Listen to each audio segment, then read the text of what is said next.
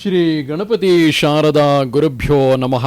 ಉತ್ತರಂ ಯತ್ ಸಮುದ್ರಸ್ಯ ಹಿಮಾದ್ರೇಶ್ಚೈವ ದಕ್ಷಿಣಂ ವರ್ಷಂ ತದ್ ಭಾರತಂ ನಾಮ ಭಾರತೀಯತ್ರ ಸಂತತಿ.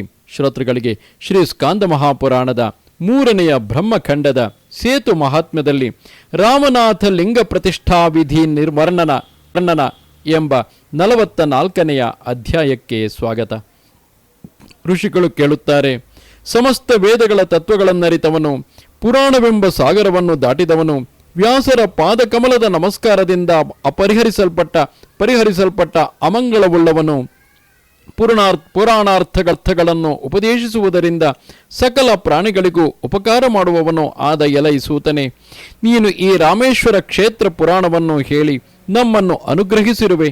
ನೀನು ಸೇತು ಮಹಾತ್ಮೆಯನ್ನು ಹೇಳಿದ್ದರಿಂದ ನಾವು ಧನ್ಯರಾದೆವು.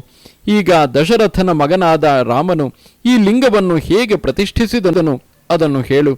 ಶ್ರೀ ಸೂತನು ಹೇಳುತ್ತಾನೆ, ಎಲೈ ಬ್ರಾಹ್ಮಣರೇ, ಶ್ರೀರಾಮಚಂದ್ರನು ಗಂಧಮಾದನ ಪರ್ವತದಲ್ಲಿ ಏತಕ್ಕೆ ಈ ಲಿಂಗವನ್ನು ಸ್ಥಾಪಿಸಿದನೆಂಬುದನ್ನು ಇದೀಗ ನಿಮಗೆ ಹೇಳುತ್ತೇನೆ, ಕೇಳಿರಿ.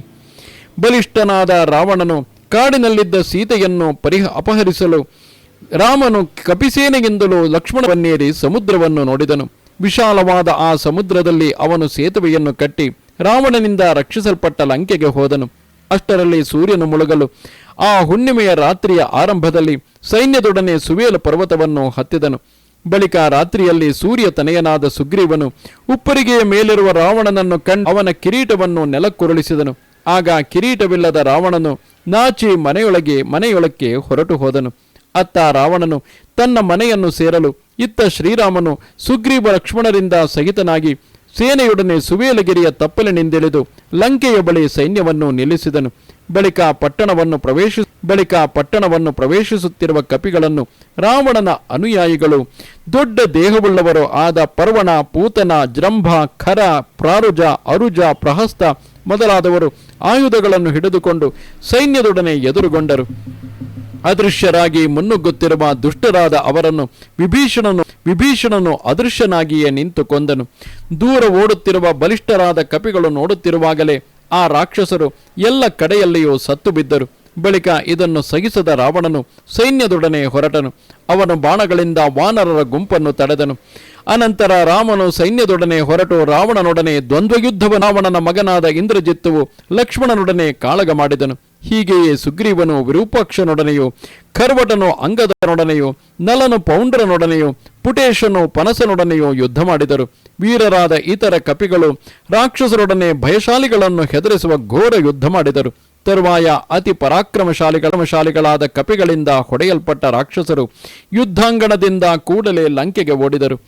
ರಾವಣನಿಂದ ಕಳುಹಿಸಲ್ಪಟ್ಟ ಇಂದ್ರಜಿತವು ಯುದ್ಧದಲ್ಲಿ ರಾಮನ ಸಕಲ ಸೈನ್ಯಗಳನ್ನು ನಾಶಗೊಳಿಸಿ ರಾಮಲಕ್ಷ್ಮಣರನ್ನು ಅತಿ ಭಯಂಕರವಾದ ನಾಗಾಸ್ತ್ರಗಳಿಂದ ಬಂಧಿಸಲು ಮಹಾತ್ಮನಾದ ಗರುಡನು ಅವರನ್ನು ಬಿಡಿಸಿದನು.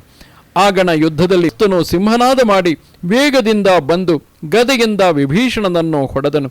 ಬುದ್ಧಿವಂತನಾದ ವಿಭೀಷಣನು ಆ ಪ್ರಹಸ್ತನ ಭಯಂಕರ ಗದೆಯಿಂದ ಹೊಡೆಯಲ್ಪಟ್ಟರು ಸ್ಥಿರವಾಗಿ ನಿಂತಿರುವ ಹಿಮಾಲಯ ಪರ್ವತದಂತೆ ಅತ್ತಿತ್ತ ಚಲಿಸಲಿಲ್ಲ. ಬಳಿಕ ಆತನು ಅಷ್ಟಘಂಟೆ ಎಂಬ ಮಹಾಶಕ್ತಿಯನ್ನು ಅಭಿಮಂತ್ರಿಸಿ ಆ ಪ್ರಹಸ್ತನ ತಲೆಗೆ ಎಸೆದನು.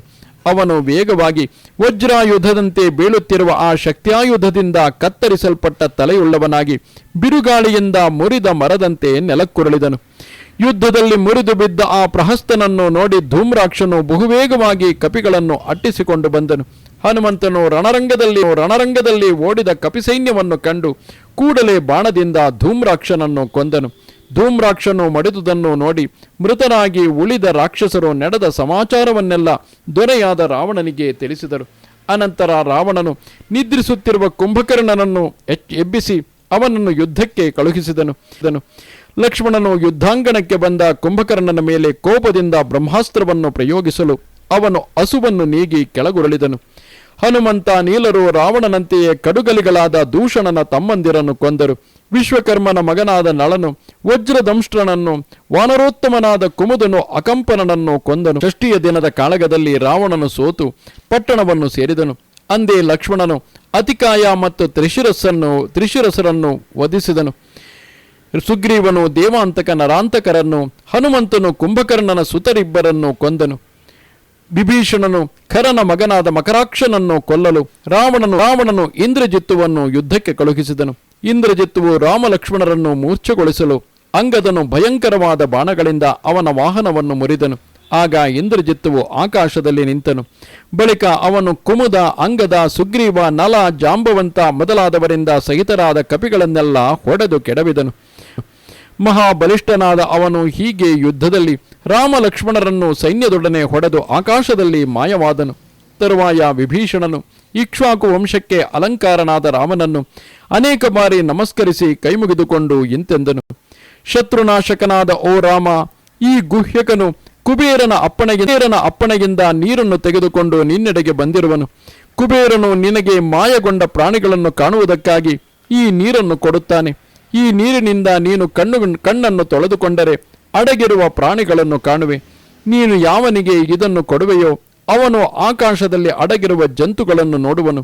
ರಾಮನು ಹಾಗೆಯೇ ಆಗಲೆಂದು ಗೌರವದಿಂದ ಆ ನೀರನ್ನು ತೆಗೆದುಕೊಂಡು ಕಣ್ಣುಗಳನ್ನು ತೊಳೆದುಕೊಂಡನು.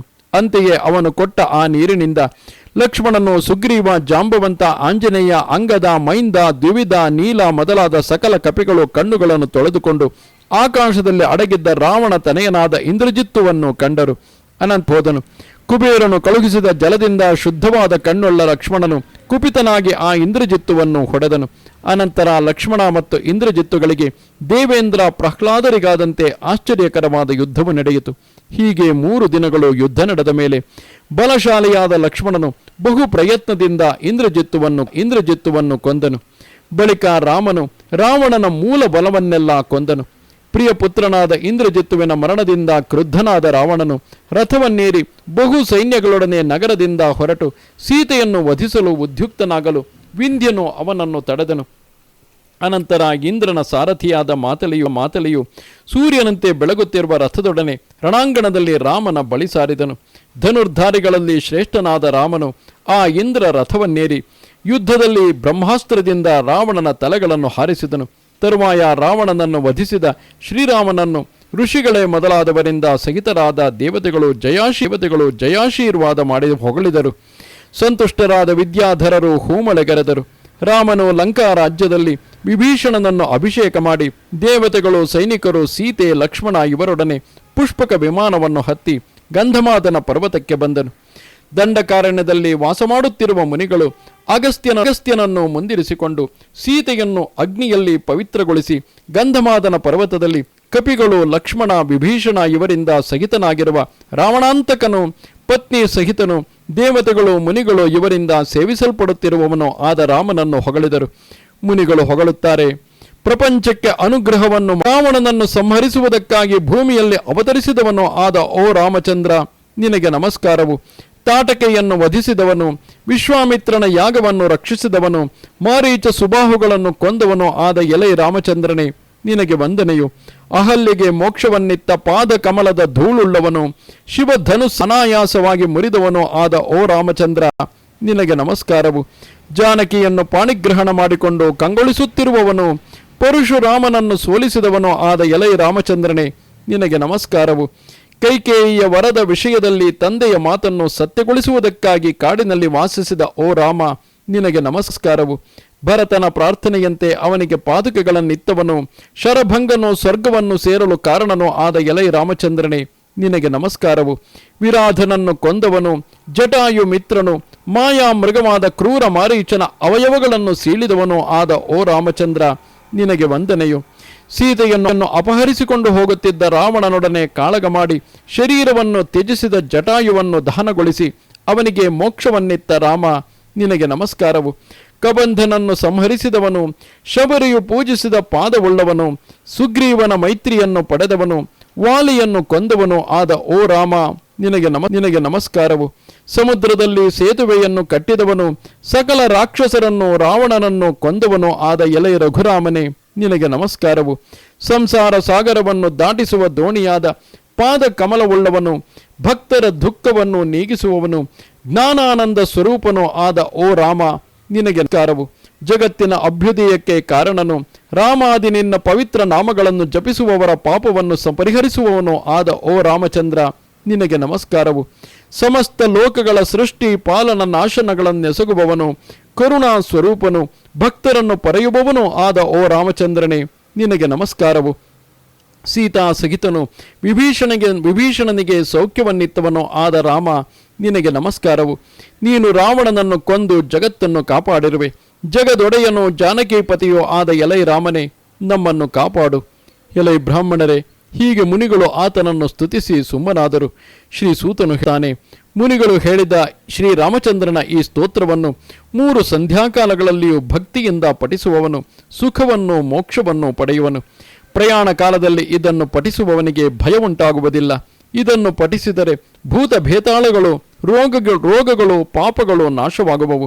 ಪುತ್ರರನ್ನು ಬಯಸು ಕನ್ಯೆಯು ಒಳ್ಳೆಯ ಪತಿಯನ್ನು ಪಡೆಯುವಳು. ಮೋಕ್ಷಾರ್ಥಿಯು ಮೋಕ್ಷವನ್ನು, ಧನವನ್ನು ಇಚ್ಛಿಸುವವನು ಧನವನ್ನು ಪಡೆಯುವನು. ಭಕ್ತಿಯಿಂದ ಇದನ್ನು ಪಠಿಸುವವನು ಎಲ್ಲ ಇಷ್ಟಾರ್ಥಗಳನ್ನು ಹೊಂದುವನು. ಎಲೈ ವಿಪ್ರರೇ, ಬಳಿಕ ರಾಮನು ಆ ಮುನಿಗಳನ್ನು ವಂದಿಸಿ ಕೈ ಮುಗಿದುಕೊಂಡು ಇಂತೆಂದನು. ಎಲ್ಲ ಮಾನವರು ಪಾಪಶುದ್ಧಿಗಾಗಿ ನನ್ನನ್ನು ಎಲ್ಲ ಮಾನವರು ಪಾಪಶುದ್ಧಿಗಾಗಿ ನನ್ನನ್ನು ಹೊಂದಬೇಕು. ನನ್ನ ದರ್ಶನಕ್ಕೆ ವಿಷಯವಾದ ಪ್ರಾಣಿಯು ಮೋಕ್ಷವನ್ನು ಪಡೆಯುವುದು. ಹಾಗಾದರೂ ಎಲೈ ಮುನಿಗಳೇ, ಯಾವಾಗಲೂ ನಾನು ಭಕ್ತಿಸಹಿತವಾದ ಮನಸ್ಸಿನಿಂದ ಪರಮಾತ್ಮನ ಲಾಭದಿಂದ ಸಂತುಷ್ಟರು, ಸಜ್ಜನರು, ಪ್ರಾಣಿಗಳಿಗೆ ಮಿತ್ರರು ಅಹಂತೇನೆ. ನನಗೆ ಬ್ರಾಹ್ಮಣರು ದೇವತೆಗಳಾದ್ದರಿಂದ ನಾನು ಯಾವಾಗಲೂ ಅವರನ್ನು ಸೇವಿಸುತ್ತೇನೆ. ಆದ ಕಾರಣ ಒಂದು ವಿಷಯವನ್ನು ಮಾತ್ರ ನಿಮ್ಮನ್ನು ಕೇಳುತ್ತೇನೆ, ನೀವು ಅದನ್ನು ಆಲೋಚಿಸಿ ಹೇಳಿರಿ. ಮುನಿವರಿಯರೇ, ರಾವಣನನ್ನು ಕೊಂದುದರಿಂದ ಉಂಟಾದ ನನ್ನ ಪಾಪದ ಪರಿಹಾರಕ್ಕೆ ಉಪಾಯವನ್ನು ಹೇಳಿರಿ. ಮುನಿಗಳು ಹೇಳುತ್ತಾರೆ, ಸತ್ಯವಾದ ನಿಯಮವುಳ್ಳವನು, ಜಗದೊಡೆಯನು, ಜಗತ್ತಿನ ರಕ್ಷಣೆಯ ಭಾರವನ್ನು ವಹಿಸಿದವನು ಆದ ಓ ರಾಮಚಂದ್ರ, ಲೋಕೋಪಕಾರಕ್ಕಾಗಿ ನೀನು ಶಿವನನ್ನು ಪೂಜಿಸು. ಅತಿ ಪವಿತ್ರವಾದ ಮೋಕ್ಷವನ್ನು ದೊರಕಿಸುವ ಈ ಗಂಧಮಾದನ ಪರ್ವತದ ಶಿಖರದಲ್ಲಿ ರಾವಣನನ್ನು ವಧಿಸಿದ ಪಾಪದ ಪರಿಹಾರಕ್ಕಾಗಿಯೂ ಲೋಕದ ಕ್ಷೇಮಕ್ಕಾಗಿಯೂ ಶಿವಲಿಂಗವನ್ನು ಪ್ರತಿಷ್ಠೆ ಮಾಡು. ಬ್ರಹ್ಮನು ಶಿವಲಿಂಗವನ್ನು ಪ್ರತಿಷ್ಠೆ ಮಾಡಿದ ಪುಣ್ಯವನ್ನು ಹೇಳಲು ಸಮರ್ಥನಲ್ಲ. ಸಾಮಾನ್ಯ ಜನರ ವಿಷಯವನ್ನು ಏನು ಹೇಳಲಿ? ಈ ಗಂಧಮಾದನ ಪರ್ವತದಲ್ಲಿ ನೀನು ಪ್ರತಿಷ್ಠೆ ಮಾಡಿದ ಲಿಂಗವನ್ನು ದರ್ಶನ ಮಾಡಿದ ನರರಿಗೆ ಕಾಶಿ ವಿಶ್ವನಾಥನ ದರ್ಶನದಿಂದ ಉಂಟಾದ ಪುಣ್ಯಕ್ಕಿಂತಲೂ ಹೆಚ್ಚು ಪುಣ್ಯವು ಲಭಿಸುವುದು, ಇದರಲ್ಲಿ ಸಂದೇಹವಿಲ್ಲ. ಈ ಲಿಂಗವು ನಿನ್ನ ಹೆಸರಿನಿಂದಲೇ ಲೋಕದಲ್ಲಿ ಪ್ರಸಿದ್ಧಿಗೊಳ್ಳಲಿ. ಪುಣ್ಯ ಪಾಪಗಳೆಂಬ ಕಟ್ಟಿಗೆಗಳನ್ನು ಬೆಂಕಿಯಂತೆ ಸುಡುವ ಈ ರಾಮೇಶ್ವರ ಲಿಂಗವು ಲೋಕದಲ್ಲಿ ಪ್ರಸಿದ್ಧವಾಗುವುದು. ದಯಾನಿಧಿಯಾದ ಎಲೈ ರಾಮಚಂದ್ರನೇ, ಆದ್ದರಿಂದ ನೀನು ಶಿವಲಿಂಗವನ್ನು ಪ್ರತಿಷ್ಠೆ ಮಾಡಲು ವಿಳಂಬ ಮಾಡಬೇಡ. ಶ್ರೀ ಸೂತನು ಹೇಳುತ್ತಾನೆ, ಎಲೈ ಮುನಿವರಿಯರೇ, ಶ್ರೀರಾಮನು ತಪಸ್ವಿಗಳ ಆ ಮಾತನ್ನು ಕೇಳಿ ಪವಿತ್ರವಾದ 2 ಮುಹೂರ್ತಗಳನ್ನು ಆಲೋಚಿಸಿ ನಿಶ್ಚಯಿಸಿ ಶಿವಲಿಂಗವನ್ನು ತಂದು ಪ್ರತಿಷ್ಠಿಸುವುದಕ್ಕಾಗಿ ಹನುಮಂತನನ್ನು ಕೈಲಾಸ ಪರ್ವತಕ್ಕೆ ಕಳುಹಿಸಿದನು. ಶ್ರೀರಾಮನು ಹೇಳುತ್ತಾನೆ, ಅಂಜನಾ ತನಯನಾದ ಎಲೈ ಹನುಮಂತನೇ, ಕೈಲಾಸ ಪರ್ವತಕ್ಕೆ ಶೀಘ್ರವಾಗಿ ತೆರಳಿ ಕೂಡಲೇ ಶಿವಲಿಂಗವನ್ನು ತೆಗೆದುಕೊಂಡು ಬಾ. ಶ್ರೀರಾಮಮೂರ್ತಿಯು ಹೀಗೆ ಆಜ್ಞಾಪಿಸಲು ವೀರಾಂಜನೇಯನು ತೋಳುಗಳನ್ನು ತಟ್ಟಿಕೊಂಡು ಪುಣ್ಯ ಕಾಲವನ್ನರಿತು ಸಮಸ್ತ ದೇವತೆಗಳು ಋಷಿಗಳು ನೋಡುತ್ತಿರುವಾಗಲೇ ಗಂಧಮಾದನ ಪರ್ವತವನ್ನು ನಡುಗಿಸುತ್ತಾ ಮೇಲಕ್ಕೆ ಹಾರಿದನು. ಅವನು ಆಕಾಶ ಮಾರ್ಗವನ್ನು ದಾಟಿ ಕೈಲಾಸವನ್ನು ಸೇರಿದನಾದರೂ ಅಲ್ಲಿ ಲಿಂಗರೂಪಿಯಾದ ಪರಮೇಶ್ವರನನ್ನು ನೋಡಲಿಲ್ಲ. ಆಗ ಆಂಜನೇಯನು ಶಂಕರನಿಂದ ಪಾಲಿತವಾದ ಆ ಕೈಲಾಸ ಪರ್ವತದಲ್ಲಿ ಶಿವಲಿಂಗವನ್ನು ಪಡೆಯಲೋಸುಗ ಪೂರ್ವ ದಿಕ್ಕಿಗೆ ಅಗ್ರಗಳಿರುವ ದರ್ಭೆಗಳಲ್ಲಿ ಕುಳಿತು ಮೇಲಕ್ಕೆತ್ತಿದ ತೋಳುಳ್ಳವನು, ಯಾವುದನ್ನು ಹಿಡಿದುಕೊಳ್ಳದವನು ಭಕ್ತಿಯಿಂದ ತಪಸ್ಸನ್ನಾಚರಿಸಿದನು. ಹೀಗೆ ಶಿವನನ್ನು ಸಂತೋಷಗೊಳಿಸಿ ಲಿಂಗವನ್ನು ಪಡೆದನು. ಇಷ್ಟರಲ್ಲಿ ತತ್ವಜ್ಞಾನಿಗಳಾದ ಮುನಿಗಳು ಹನುಮಂತನು ಬಾರದಿರುವುದನ್ನು, ಮುಹೂರ್ತವು ಸಮೀಪಿಸಿರುವುದನ್ನು ತಿಳಿದು ರಾಮನನ್ನು ಕುರಿತು ಇಂತೆಂದರು. ರಾಮ, ಈಗ ಮುಹೂರ್ತವು ಮೀರುವುದು. ಸೀತೆಯು ಲೀಲೆಯಿಂದ ಮರಳಿನಿಂದ ನಿರ್ಮಿಸಿದ ಈ ಶ್ರೇಷ್ಠ ಲಿಂಗ ಮಾಡು ಎನ್ನಲು ರಾಮನು ಜಾನಕಿಯೊಡನೆ ಈ ಮಾತನ್ನು ಕೇಳಿ ಮುನಿಗಳೊಡನೆ ಕೌತುಕ ಮಂಗಳವನ್ನಾಚರಿಸಿ ಜ್ಯೇಷ್ಠ ಮಾಸ ಶುಕ್ಲ ಪಕ್ಷದ ದಶಮಿ ಬುಧವಾರ ಹಸ್ತ ನಕ್ಷತ್ರದಲ್ಲಿ ಅಮೃತ ಗಳಿಗೆಯಲ್ಲಿ ವ್ಯತಿಪಾತದಲ್ಲಿ ಚಂದ್ರನು ಕನ್ಯಾ ರಾಶಿಯಲ್ಲಿಯೂ ರವಿಯು ವೃಷಭ ರಾಶಿಯಲ್ಲಿಯೂ ಇರುವ ಪವಿತ್ರವಾದ ದಶಯೋಗದಲ್ಲಿ ಸೇತು ಮಧ್ಯದಲ್ಲಿರುವ ಗಂಧಮಾದನ ಪರ್ವತದಲ್ಲಿ ಲಿಂಗಾಕೃತಿಯನ್ನು ತಾಳಿದವನು, ಗಜ ಚರ್ಮವನ್ನು ಹೊದ್ದವನು, ಗಂಗೆ ಚಂದ್ರಕಲೆಗಳನ್ನು ಶಿರಸ್ಸಿನಲ್ಲಿ ಹೊತ್ತವನು ಆದ ಮಹೇಶ್ವರನ ಲಿಂಗವನ್ನು ಪ್ರತಿಷ್ಠೆ ಮಾಡಿ ಅಲ್ಲಿ ಸನ್ನಿಹಿತನಾದ ಪಾರ್ವತೀಪತಿಯನ್ನು ಅರ್ಚಿಸಿದನು. ಪಾರ್ವತಿಯೊಡನೆ ಲಿಂಗದಲ್ಲಿ ಪ್ರತ್ಯಕ್ಷನಾದ ಮಹಾದೇವನು ಅವನಿಗೆ ಉತ್ತಮ ವರವನ್ನು ನೀಡಿದನು. ರಾಮಚಂದ್ರ, ಸಕಲ ಪ್ರಪಂಚ ರಕ್ಷಕನೋ ಮಹಾತ್ಮನೋ ಆದ ನೀನು ಸ್ಥಾಪಿಸಿದ ಈ ಲಿಂಗವನ್ನು ನೋಡಿದ ಮಹಾಪಾತಕಿಗಳ ಮಹಾಪಾತಕ ದೋಷವು ನಾಶವಾಗುವುದು. ಧನುಷ್ಕೋಟಿ ಸ್ನಾನದಿಂದ ಇತರ ಎಲ್ಲ ಪಾಪಗಳು ಪರಿಹಾರವಾಗುವವು. ಇದರಲ್ಲಿ ಸಂದೇಹ. ಪತಿಯಾದ ಶಂಕರನು ವರವನ್ನಿತ್ತನು. ರಾಮನು ಅವನ ಮುಂದೆ ನಂದಿಕೇಶನನ್ನು ಪ್ರತಿಷ್ಠೆ ಮಾಡಿದನು. ಆ ಶಂಕರನ ಅಭಿಷೇಕಕ್ಕಾಗಿ ರಾಮನು ಬಿಲ್ಲಿನ ಕೊನೆಯಿಂದ ಭೂಮಿಯನ್ನು ಬಗೆದು ಒಂದು ಬಾವಿಯನ್ನು ನಿರ್ಮಿಸಿದನು. ಆ ಬಾವಿಯ ನೀರಿನಿಂದ ರಾಮನು ಶಂಕರನಿಗೆ ಅಭಿಷೇಕ ಮಾಡಲು ಆ ತೀರ್ಥವು ಕೋಟಿ ತೀರ್ಥವೆಂದು ಪ್ರಸಿದ್ಧಿಗೊಂಡಿತು. ಹೀಗೆ ರಾಮಲಿಂಗದ ಮಹಾತ್ಮೆಯನ್ನು ಹೇಳಿರುವೆನು. ತರುವಾಯ ದೇವತೆಗಳು, ಮುನಿಗಳು, ಸರ್ಪಗಳು, ಗಂಧರ್ವರು, ಅಪ್ಸರೆಯರು, ಸಕಲ ಕಪಿಗಳು ಅಲ್ಲಿಯೇ ಒಂದೊಂದು ಲಿಂಗವನ್ನು ಪ್ರತಿಷ್ಠೆ ಮಾಡಿದರು. ಶ್ರೀ ಸೂತನು ಹೇಳುತ್ತಾನೆ, ಬ್ರಾಹ್ಮಣರೇ, ಹೀಗೆ ಶ್ರೀರಾಮನು ಭಕ್ತಿಮುಕ್ತಿಗಳನ್ನೀಯುವ ಶಿವಲಿಂಗವನ್ನು ಪ್ರತಿಷ್ಠೆ ಮಾಡಿರುವುದನ್ನು ನಿಮಗೆ ಹೇಳಿರುತ್ತೇನೆ. ಈ ಲಿಂಗ ಪ್ರತಿಷ್ಠೆಯ ಕ್ರಮವನ್ನು ಹೇಳಿದವನು ರಾಮೇಶ್ವರ ಸೇವೆಯ ಫಲವನ್ನು ಹೊಂದುವನು. ಅವನ ಮಹಾತ್ಮೆಯಿಂದ ಸಾಯುಜ್ಯವನ್ನು ಪಡೆಯುವನು. ಇಲ್ಲಿಗೆ 81,000 ಶ್ಲೋಕಗಳ ಸಂಹಿತೆಯೆಂದು ಪ್ರಸಿದ್ಧವಾದ ಶ್ರೀ ಸ್ಕಾಂದ ಮಹಾಪುರಾಣದ 3ನೆಯ ಬ್ರಹ್ಮಖಂಡದ ಸೇತು ಮಹಾತ್ಮ್ಯದಲ್ಲಿ ರಾಮನಾಥ ಲಿಂಗಪ್ಪನೆಯ ಅಧ್ಯಾಯವು ಮುಗಿದುದು. ನಮಸ್ತೆ ಶಾರದೆ ದೇವಿ ಕಾಶ್ಮೀರ ಪುರವಾಸಿನಿ ತ್ವಾಮಹಂ ಪ್ರಾರ್ಥಯೇ ನಿತ್ಯಂ ವಿದ್ಯಾದಾನಂಚ ದೇಹಿಮೆ. ನಮಸ್ಕಾರ.